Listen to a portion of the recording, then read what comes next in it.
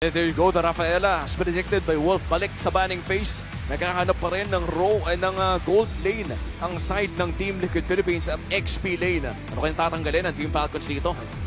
Naisip ko kung ipapadala yung Carmilla kasi parang yun yung nagiging choice ng mga teams. At kung sakali, ang daling ipatong ng link dun sa Novaria ult. Daming, pati yung Golden Hour.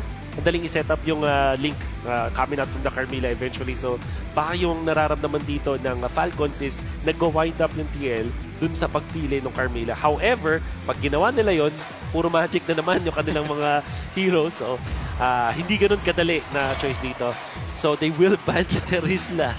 At yun, yung naghahanap kasi ng tanky hero dito yung TL. So, probably Terizla and Esme, siguro, na-bans mula sa Falcons. Tsaka kasi okay sila sa Alice Magiging sobrang daming magic damage. Yun nga Oo, yun na. Team Liquid Philippines. So parang pinapuwersa ata dito ng Team Falcons na mag-aalis ang side ng TL.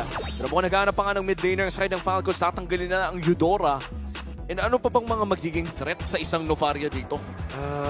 Siguro Farsa. Okay naman, Valentina. Or maybe, baka maghanap sila dito ng mga pangsagot sa isang Marcel na.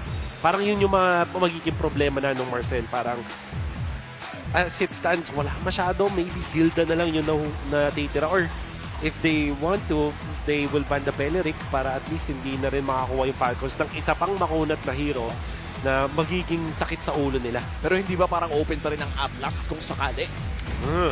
Atlas. At kasi may golden hour sila, so baka hindi sila takot sa Atlas. Mas curious ako dito sa last... Oh, the Ruby counts as a physical damage. Ito yung isang XP siguro na kailangan nating tandaan na ginagamit na ng mga teams ngayon. It's the glue. Wow. And now, red for advantage para sa Team Falcons. Flex pick ba itong Rafaela na ito? Pwede kasing last pick na lang nila yung gold tapos i-adjust na lang nila sa gold choice ng TL tapos kuwad na sila ng Beleric dito para safe. Or kung sobrang greedy nila, na-feel nila na pwede yung Matilda kasi ito yung way nila para mahanap yung Novaria, ito yung pang-heal nila dito sa Harley na kung sino man tinatarget ng Harley at pangligtas nila dun sa Golden Hour tapos double heal yung kanilang composition. Grabe yun. Good synergy yun with the Barats kung sakali. Oo. Okay. Brody muna. So mas stable na gold laner ang pinuntahan dito ng Falcons. Instant Clint. Yan na. Atlas. Yung Atlas na pinag-uusapan natin, which means na saan ilalagay itong Marcel? Ano to? Saan itong ilalagay yung Marcel? Wait. XP ba tong Atlas? Si Marcel? Even Falcons parang napatingin din eh. Oo. Ano nangyayari dito? Yan yung yan yung mukha ng, anong iniisip nila? Inisip nila. Ano to? Ano to? Okay. Oh wow. Nevertheless, Falcons, pwede sila mag-safe pick lang dito eh. Pwede sila mag-Valen kung sawaring masyado silang na-worry dun sa isang Beleric at maging roamer itong Rafa. And then kung mid lane Rafa naman, pwede sila mag-Beleric kasi sagot pa rin yun dun sa Atlas. O Atlas or Valentina na feel ko dito para sa Falcons. Kumbaga, wag na lang sila mawindang. And there you go. Ayan na. The Valentina sa kamay ni Haji. And this confirms Atlas XP. Atlas XP? Para kay Sanford. Parang Magic type? parang nagmamatter na nga yung sinasabi mo eh. Bilang captain Sanford, hindi na pwede yung mga Bene-Benedetta pre. Parang util na siya dito eh. Oo. Kunat type? Kunat type eh. Oh my G, bumabalik pa Ano tayo. ang emblems niya? Yan ang gusto kong malaman. Bumabalik na ba tayo sa meta na ang mga XP laners natin para mga secondary roamers?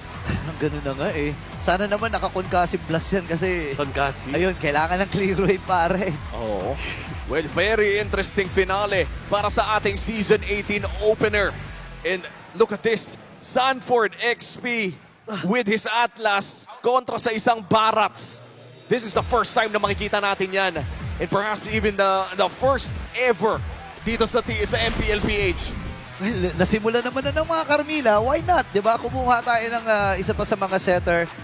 Kaya lang ang magiging problema nila dito ay yung Valentina na naging huling pick. Naging counter pick ng Falcons.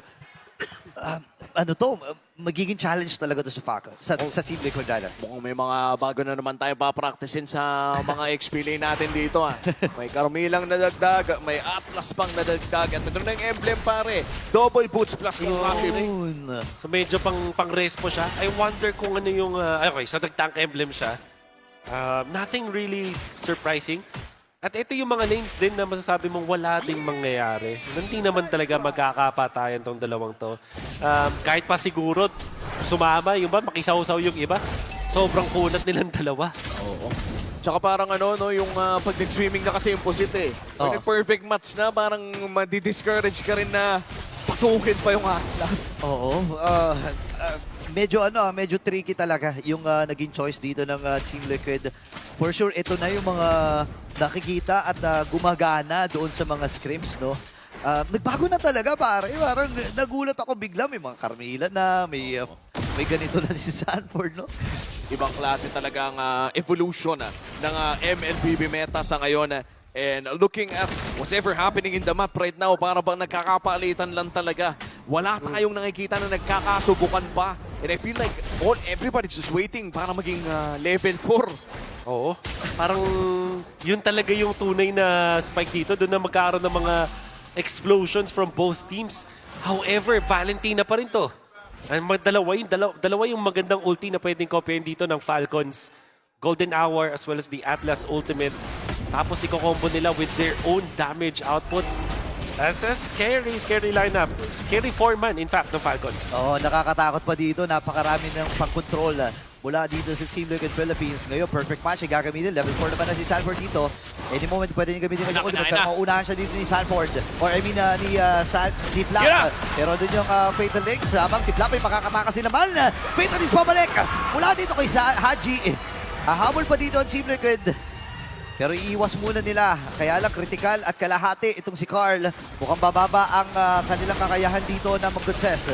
Pero andito si J-Pete. Pinapanatili na yung vision. Ang sakit ng mga ano dito, mga line of retry dito ni Haji. At this time, si Kyle makakakuha noon. At tinamaan pa nga ng Star Shelter na magmumula kay Sanji. Sanford? Habang si Kyle ay hahabulin si Carl na patakas na rin. And si Sanji sa may gilid na bahagi napakababa rin ng kanyang buhay. Lalaban ba sila dito? Grabe tuloy-tuloy ang aksyon. Ayaw talaga magbigayan ng dalawang teams na ito, pero mukhang quits na muna dahil napakatagal ng team fight na yon. If there's anything na masasabi ko, ang kati talaga nung Rafaela plus the Hirara combination na nakita na natin before. Di ba? Ito yung mismong kombinasyon na tumalo dun sa Pilipinas.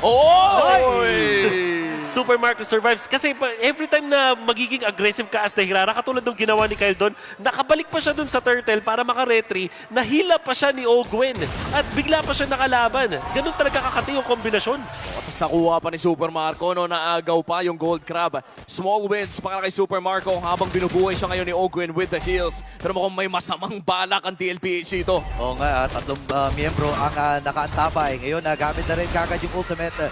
And this time, may pupuntahan ni JP, mapipicturan. Kaya niya atang patayin itong si Super Marco. Uy, tumama yung start kill!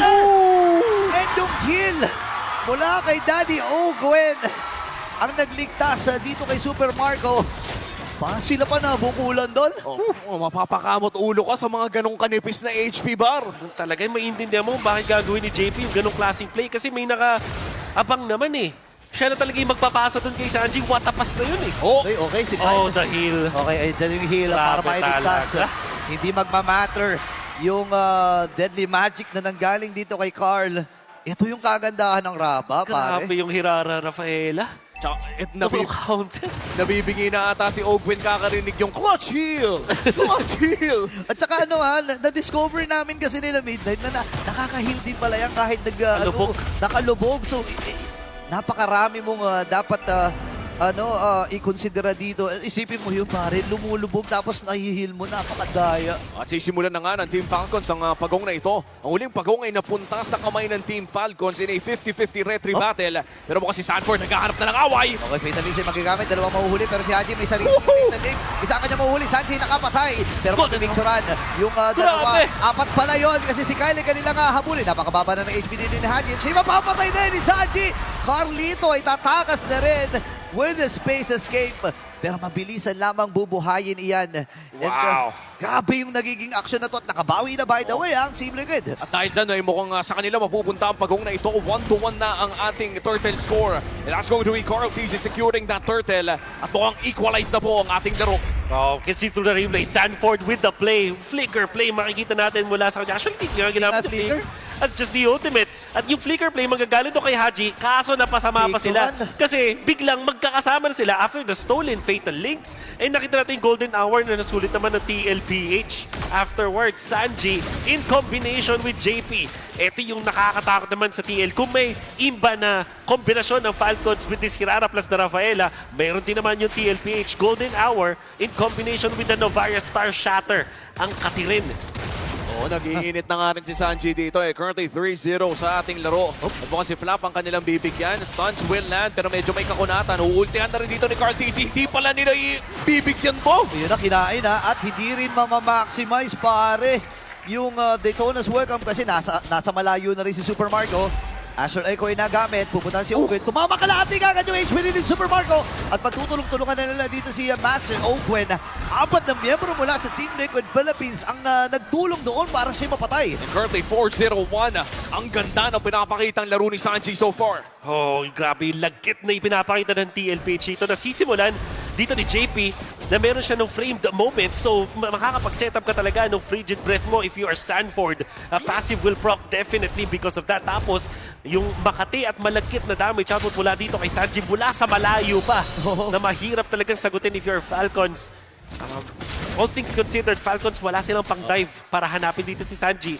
And Sanji will be a problem for them. Hindi ko in-expect na bibigyan nila si Flap doon.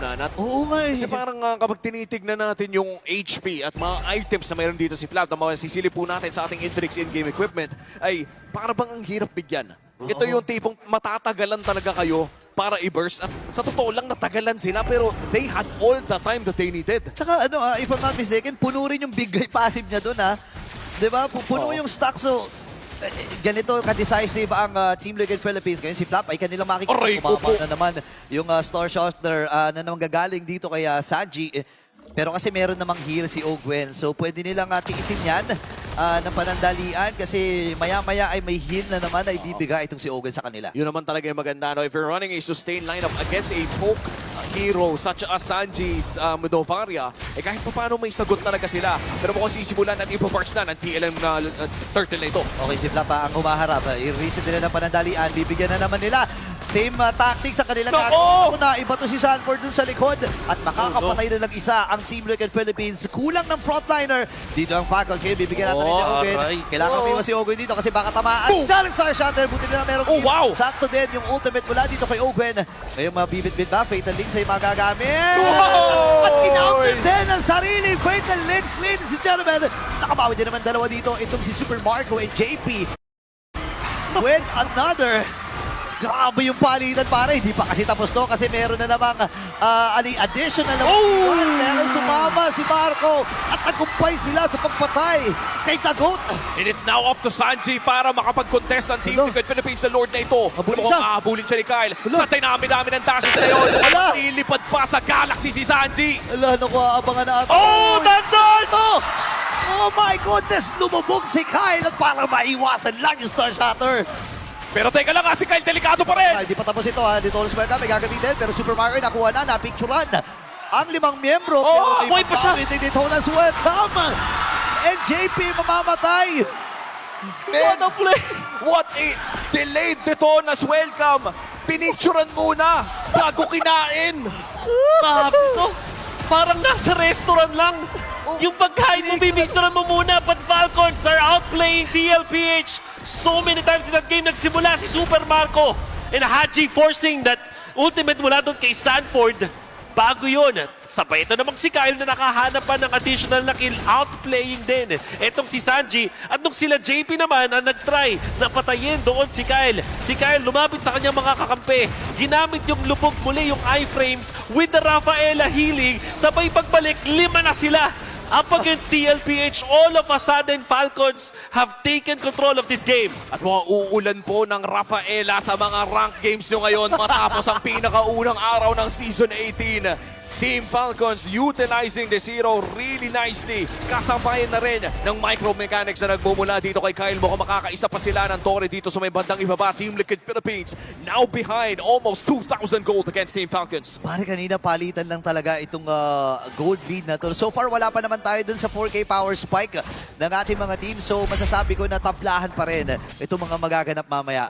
This is the dive. Again, lamang pa yung TL at this point. Yan, Ogwen, oo. ang ganda ng ulti. Sobrang ganda ng Bawian pulong yan braso nitong dalawang players Yun, oh. natin. Pero si Kyle, nasulit niya rin yung damage niya kasi tatlo yung kanyang natamaan doon. Sanji was low afterwards. Tapos meron pa siyang additional na kill. So, Ayun no. in turn, si Kyle, grabe yung outplay na yun. Alam niyang babagsak na rin mula sa Galaxy. Pero ngayon si Kyle mukhang mag-i-invade. Sanford on the defense. Astal Echo on to 4. Pero mukhang makakataka si Flap with the Daytona's welcome. Walang mangyayari sa laban na yon. Pero mukhang makukuha pa rin ng TL ang kanilang buffs. Yeah, 1.7K ang kanilang gold lead. Again, nabanggit natin, wala pa sa 4K power spike ang ating magkabilang kupunan. Pero maganda dito pare, pumupuno na rin naman. Puro, magic penetration item para kay, kay Dagut, no? Oo, yun naman talaga eh. This game feels like an eternity pero 11 minutes pa lang ang Oo nga. nagaganap. 11. We already have a lot of action between the two teams. So, at this point, masasabi mo na bigla na lang magkakaroon ng power spike etong si Super Marco kumpara sa isang Clint dahil meron kang AoE damage courtesy of the torn apart memory. At kailangan mo ring i-respect itong pagiging makunat na ni Flap at 88,000 damage taken. Yan na, patry nila i-burst eh. Kaya lang kasi meron talagang heal eh. Yun lang ang magiging puhunan dito ng Falcons. Pwede nilang sunugin lahat ng mga skills ng Team Liquid Philippines. Ihihil lang yan ni Master Ogwen eh. Ang kapal na rin ng healing na nanggagaling dito kay Ogwen. Pasok na rin The naman flash. sa late game. And siguro ang magiging solusyon dito ng Team Liquid Philippines is to just try to land those Astral Echoes and Star Shatters again and again. Pero even then, no, kahit yung pacing na ng damage na pwedeng ibato ng Team Liquid Philippines ay kaya nang sagutin ng holy healing na nanggagaling kay Ogwen. Yun ang magiging problema. Tapos meron pang Haji Fatal Links, di ba? Ang dami mo talagang kailangan sagutan dito. Makikita nila si Kyle, pero napakahirap, napakailap kasing huli. Talaga yan eh. Wow, 12-minute Lord. Nararamdaman mo parang 25-minute Lord yung gravity. Oh. Nararamdaman natin between two teams. Mukhang naghahanap na ng mga orthodox na play ang parehas na kupunan Team Falcons. Kyle in a prime position to potentially look for Teddy. Pero mukhang may kakainin ng isa. Daytona's welcome. Sino kanyang unahin? Si Sanford nga. Fatal Links ay available pa sa kanya. Pero mapaburst na rin kagad siya! Hindi magagamit ni Sanford yung kanyang kakayahan. And yung setup na aatayin sa kanya. Oh my goodness, delikado at ang Team Liquid Philippines dito. And Falcons, na may lumulobo na rin na kalamangan. Magiging 4v5 ang laban. Ako si Ogwen ata mabibigyan nila. Low HP. Ay, Nalilitan ay! ignition pa. And that's going to be Ogwen going down. Hindi pwedeng i-revive ng Rafa ang sarili niya. Di talaga pwedeng walang gante ang Team Liquid Philippines dito. At si Kyle ang magwawagi. Ngayon, nagamit yung Fatal Links. Si Haji mamamatay. Inilaban niya, Pure Fade nagamit. Pero Super Oh! makakamatay din. Dalawa kanila Ay! huli. Habang si Kyle ngayon, ini-intercept lang kung saan dadaan. Dito ang Team Liquid. And Sanford, dahil nga merong clouds, re-respeto muna ang Falcons. Pero teka lang maganda pa rin ang pwesto ng Team Falcons. Potentially pwede silang makahanap. Pero mukhang sila ang mahanap. Sanford looking for Super Marco, forces the flicker. At makakapag-detonas, welcome palayo dito si Flap. My Lord na nagmamarcha sa may bandang itaas. If you are Team Liquid Philippines, paano ka dedepensa dito? Well, you do have yung Novaria. So medyo madali dito para sa TLPH dumepensa. Mabuli siya. Lalong-lalo na meron ng Clint. Lalo na nadi-distract naman dito ang mga members ng Falcons. This will be an easy defense for them unless itong si Kyle ay makahanap ng opening. Buti na lang, meron sila ditong sentry dun sa may side nila ng purple buff. The TLPH will be safe under their turret for now. Oo, and that is a 4 now. Dahil Team Falcons, patuloy pa rin sila na magmamarcha dito sa may bandang itaas. Makakadama ang Lord. Pero mukhang agad-agad din itong matutunaw sa kamay ng Team Liquid. Mid lane naman ang kanilang pupuntahan pero kulang ang minions na meron ng Team Falcons. So far, a great defense para sa Team Liquid. Yeah, may paghinga pang mararanasan dito ang Team Liquid Philippines. Pero so far, napakaganda ng nagiging commitment dito ng Falcons. Talagang piling-pili lahat ng mga team fights na yun. Nice effort though para kay Carl at sa Team Liquid na i-burst kagad itong si Ogun. I believe kung hindi namatay si Ogun, mas grabe pa, mas malala pa yung pwedeng matamasa doon ng Team Liquid eh. Kung iba nga yung namatay, baka binuhay lang ulit eh. Oo nga eh. Parang yun yung medyo no choice ka if you're up against a Rafaela, especially later parts in the game. Kailangan talaga yung Rafaela yung mapitas mo kasi it's good as no pitas kung sakaling iba yung Kung mapitas iba, mo. parang wala din. Nagsayang ka pa ng mga spells and ults mo. Oo. There is a little bit of concern para sa TLPH dito kay Sanford on this Atlas. Kung papansinin, 6,000 gold lang siya. Way below sa roamer nung katapat niya, which is 8,000 gold para kay Ogwin. At mas konti rin yung farm niya kay JP. So anong ibig sabihin nito? 2 items pa lang siya. Only has the Kiras in combination with the Radiant Armor. So hindi pa ganun kabilis na hindi ganun katagal magstay sa team fights. At kung maalala ninyo, nung pagkapitas niya, nasulit yung Sky Piercer na meron si Super Marco on how fast they were able to take out yung Atlas ni Sanford. And hindi pa nga tayo nakakita ng, let's just say, yung rason kung bakit. Kung bakit nakikita natin glimmers of what should be the combo Ideya. para sa Team Liquid Oo. Philippines, but we haven't really completely seen total domination in team fights. But for Team Falcons, on the other hand, naging napakaganda yung laro na ito para kay Super Marco. 70 stacks sa kanyang Sky Piercer. Makalapit ka lang yan, pare. May chance ang maglalaho ka. Huwag ka lalapit kay Marco, ha? Di ba, ang hirap? Pag tumama yung torn apart memory, di ba? Parang uubusin talaga nun yung HP mo. So, ito na yung mga threat talaga na kailangang bantayan ng Team Liquid. Full items na rin siya, by the way. So that's Berserker's Fury. Pang dulo niya dito, Super Marco will hit like a truck. Kung sakali maka-free hit dito, 3,000 lead at 16 minutes para sa Falcons. Very interesting build as well. Para sa Brody na ito, nakasanayan natin ng mga Brody ay nagbe-build ng armor penetration with the Malefic Roar as oo. well. But this time ay crit build Brody pala ang ating nakikita mo. 2 for crit, by the way. sakit. Dito sa Lord. No? Ang bilis. Ang bilis nila. Tingnan mo kalahati na kagad yung buhay ng Lord na ito. Bibitawan nila panadalian. Pero si Flap ata bibigyan nila dito. Bigger na force na rin mula kay Flap. Pero yung wave sa itaas ay pabor pa rin para sa Falcons. Reset lang sila ng panandalian kasi meron nga namang heal na nanggagaling dito kay Ogwin. Ubus pasensya lang tayong play dito ng Team Falcons. Kung ang ganun na nga. Kasi parang nasa kanila yung advantage pag ganun. And Sanford now wants to go for an initiation. Naghihiwa-hiwalay sila dito. Ready ata sila at uubusin nila yung buhay kagad dito ni Flap. Hindi pa rin naman nagagamit yung Fatal Links. Kalahati para kay Sanford.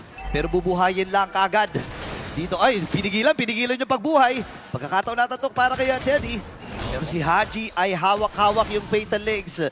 Threat pa rin ito para sa Team Liquid. Tanda natin, walang purify si Teddy dito. Still on that flicker. JP trying to look for the play. Half HP. Okay. Bibigyan na ng torn apart memory. That's the ultimate burn as well. Yan, susubukan nilang buhayin ha. Susubukan nilang buhayin.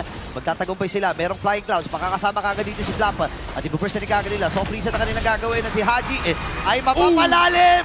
Carlito magwawagi doon sa Lord. At aatras na ang Team Liquid. Makikita natin si Haji as well as JP had the same idea to stop the jungler na mag-retry. Golden hour para dito kay JP at syempre yung kinopyang Fatal Links naman para kay Haji na naging successful sila dun sa Lord prior to this pero in that last Lord 18 minutes into this game mas lumamang ang TLPH dahil sa nagawa ni Daddy JP. Oo, at kakatapos pa lamang nung huling revive ng Rafaela. So hindi rin basta-basta na pwedeng buhayin si Haji matapos ng pagkakamali na iyon. With that Team Liquid Philippines, pwede sa may patay bandang ba? itaas, hindi makakatakas with the iframe. Siyempre. Pero ito na, Astral Echo. Nagamit na rin 3, 4 ang matatamaan. Makakakuha na ng isang tore ang side ng Team Liquid. Na unti-unti lang Team Liquid Philippines ito, no? Unti-unting nagbabasag. Dito ko na Swegal magagamit. Iuntog doon sa gilid. Pero nagamit lang kagad yung Golden Hour para protection na ng kanyang kakampi. Ngayon si Sanford naghahabol kay Super Marco. Bumili na rin ng Immortality. At nag-umpisa sila sa pag-live, pero mamamatay pa yung immortality ni Marco. Nakakatakas pa siya, tumama yung stun, pero sasagutin ni Haji. Super Marco nakakapihit. Haji makakapatay din. 3 ang tutumba, patay din si Dagot. At sugod na ang Falcons. At mukhang napaliktad pa ata ng Team Falcons ito. Sanji versus Kyle, part 2. Masasnow niya dito yung Hirara pero napakadaming dash. Kailangan na ulit lumangoy patungo sa Garak. Flicker from Sanji. A 1v1 with a great one. Kaya lang ang nagiging problema sa gitnang bahagi. Pasugod na ang Team Falcons. Mamamaalam din si Sanji. Si JP na lang natitira. Kaya niya bang proteksyonan ang kanilang kristal? Masugod na rin ang Falcons sa tuloy-tuloy ang pagrarangkada at paglipad. Mapipicture niya naman ang dalian. Pero 14 seconds pa si Teddy. Siya'y mamamatay at tuluyan ang lilipad ang Team Falcons. Absolute cinema of a game.